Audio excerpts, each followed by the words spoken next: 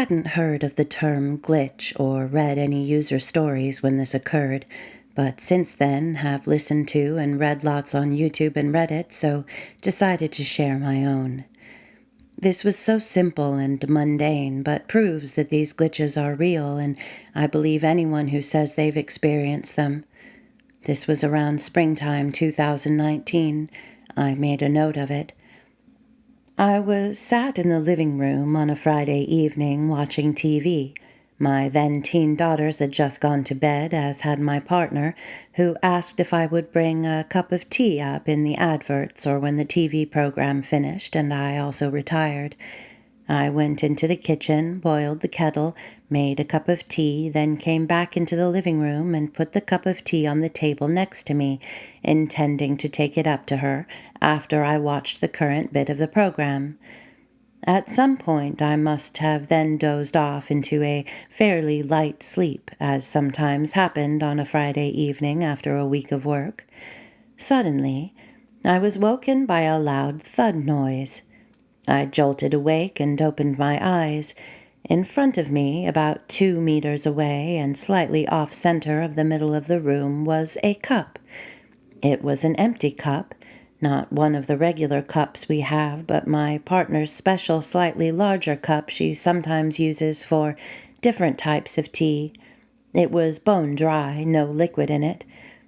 The other cup of tea I had made was still next to me, with the tea, now slightly cooler, still in it. I had not brought this other cup into the living room and put it onto anything such as the sofa, where it could have fallen off and made the noise.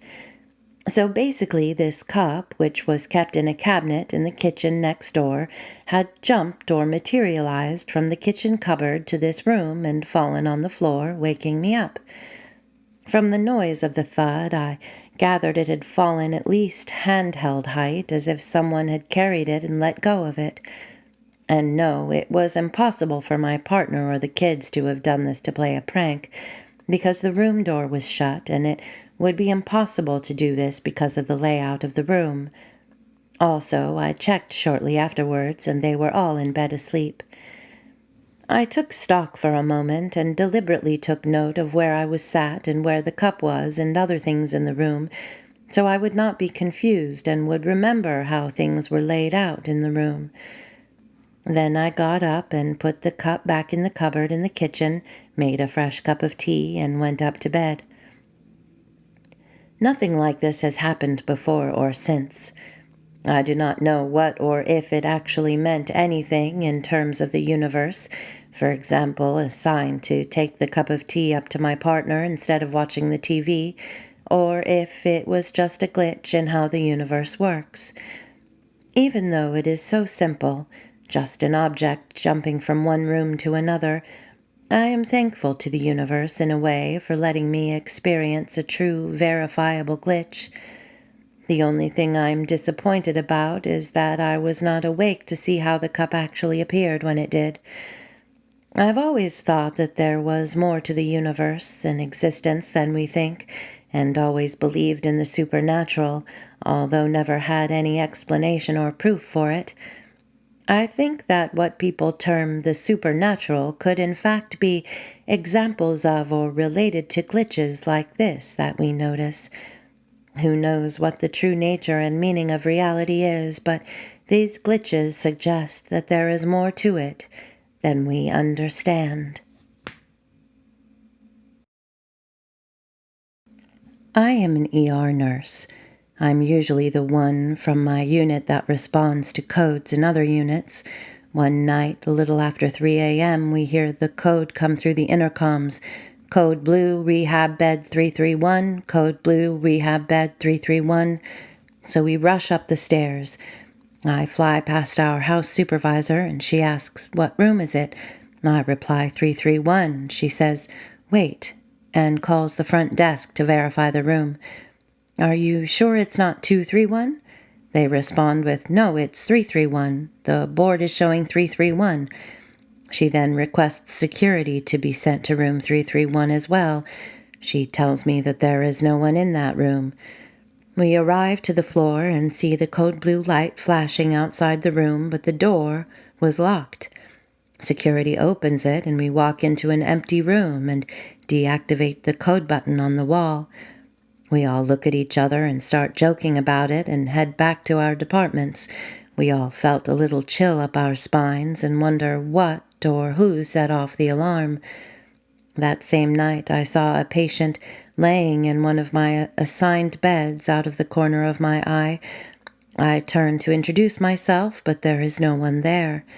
I went about my night not paying much attention to it.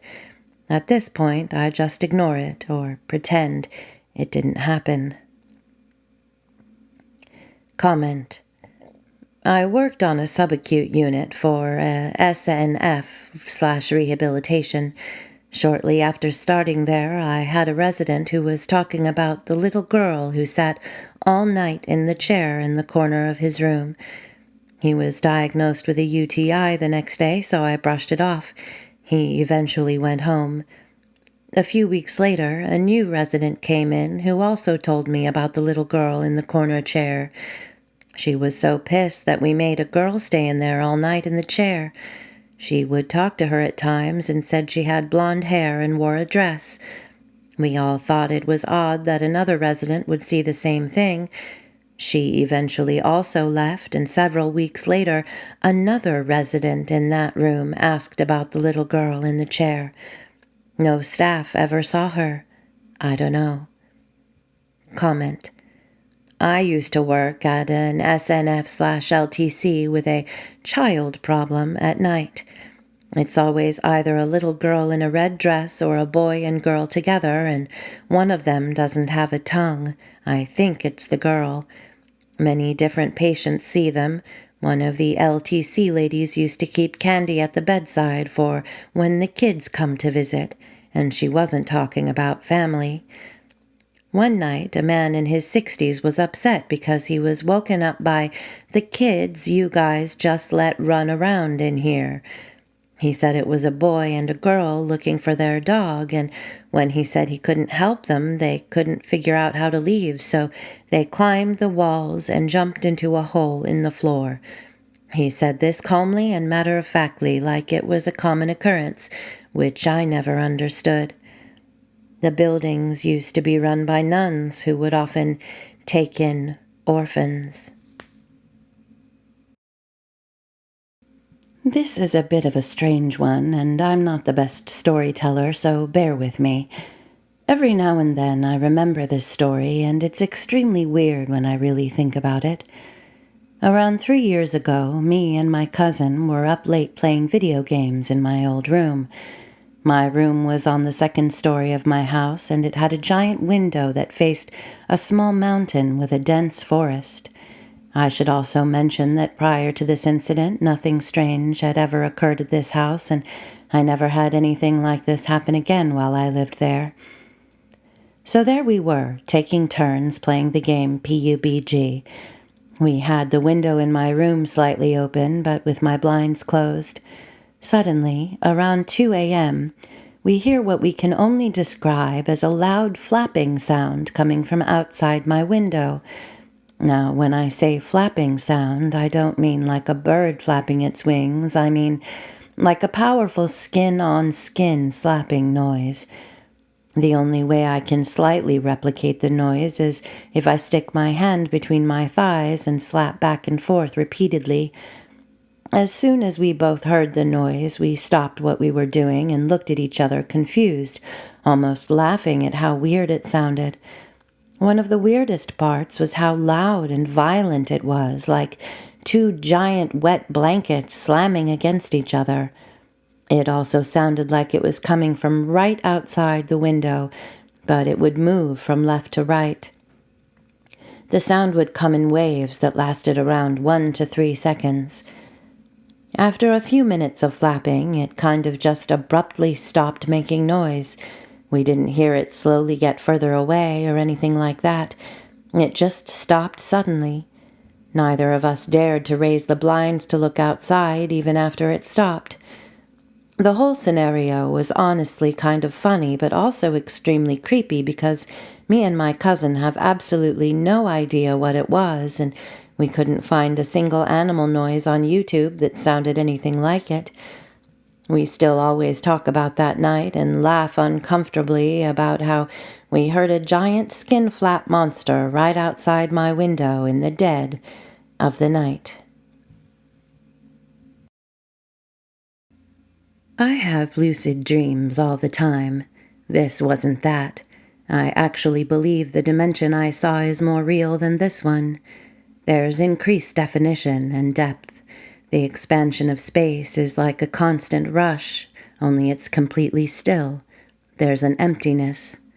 Objects appear as if they lack independent substance, only seemingly separate facets of one thing, which is nothing but the void and a soft light. It was a clear, stunning experience to stand next to my lifeless body after what felt like a seizure in my bedroom, raising my hands up to look and seeing nothing. I didn't think about whether I was dead or not, only that I had a soul. I wanted to walk around the house, just keep seeing the world from this more vivid perspective.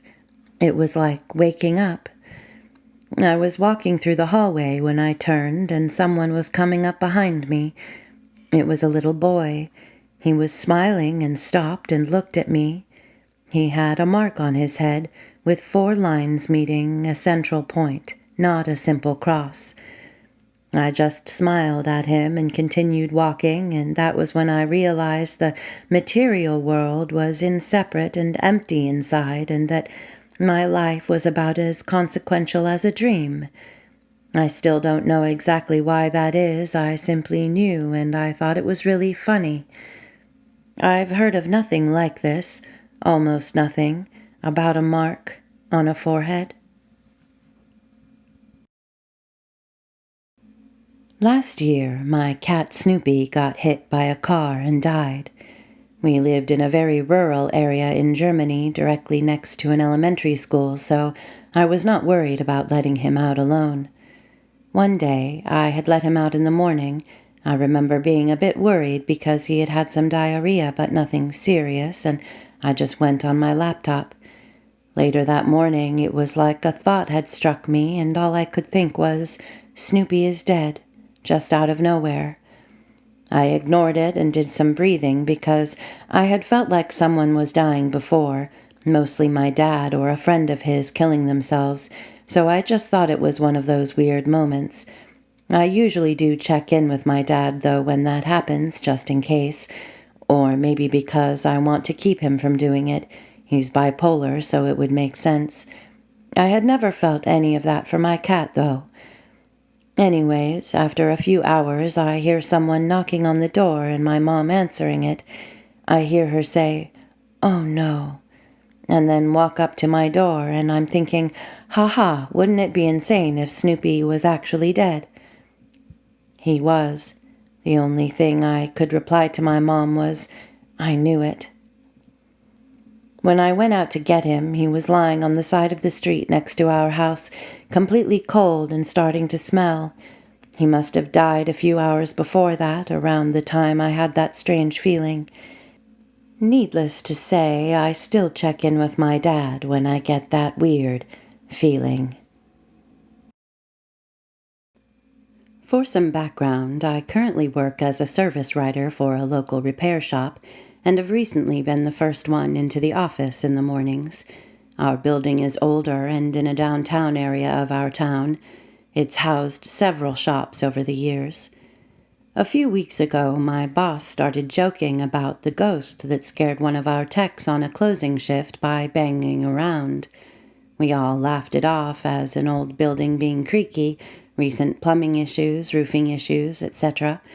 Shortly after that, I started hearing the banging occasionally when I was in the shop alone opening.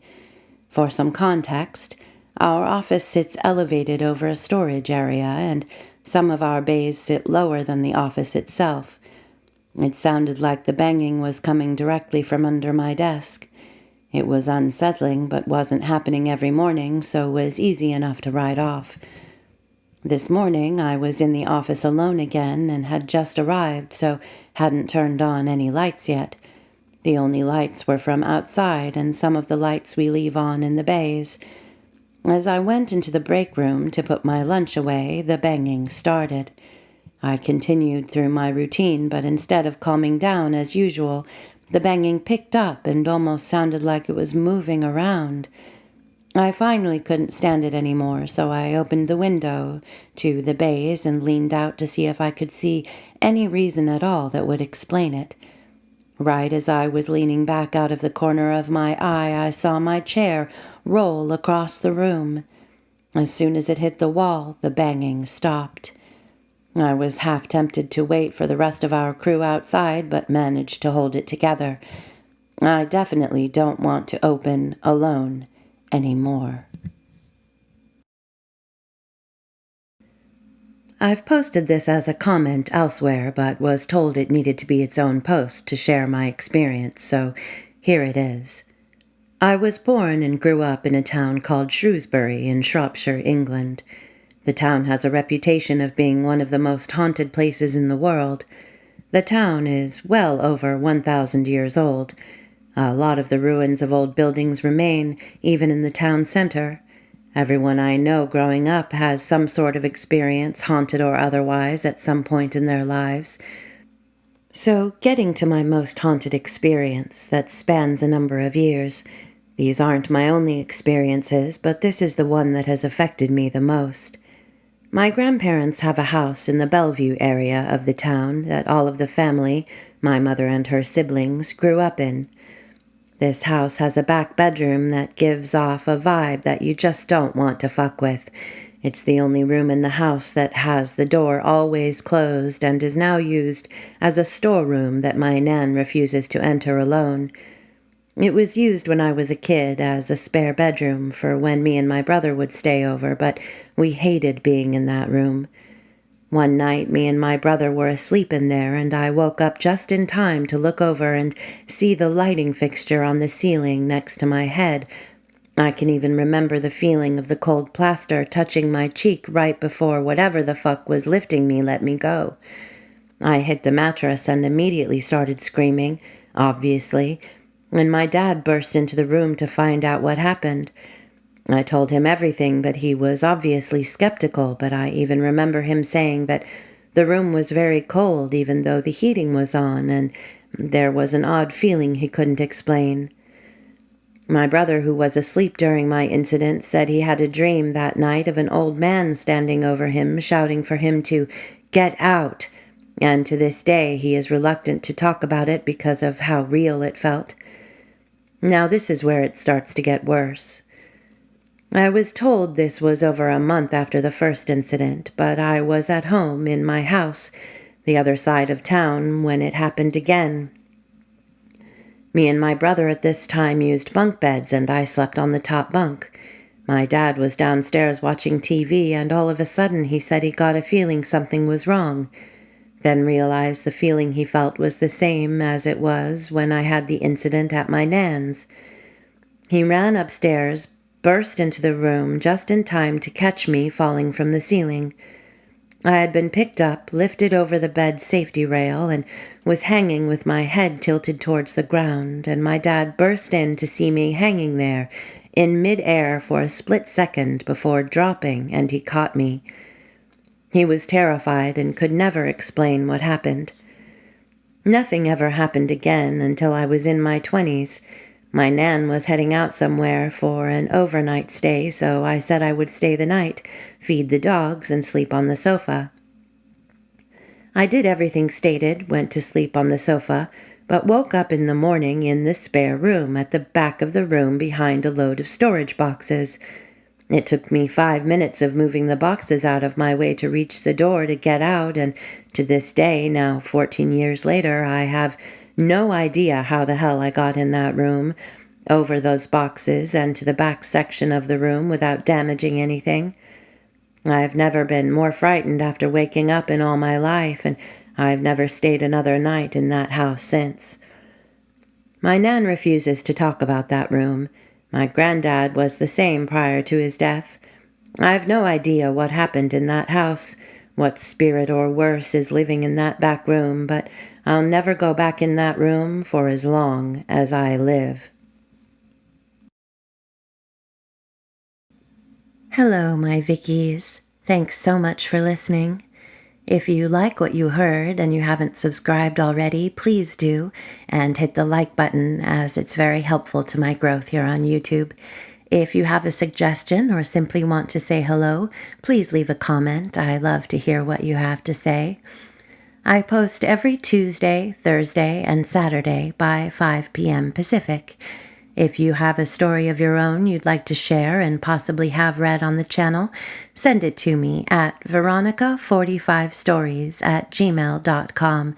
Link is also in the description, as are other ways to support the channel if you feel so inclined. Thanks again for being here. I appreciate it more than I can ever say. And until next time, be good.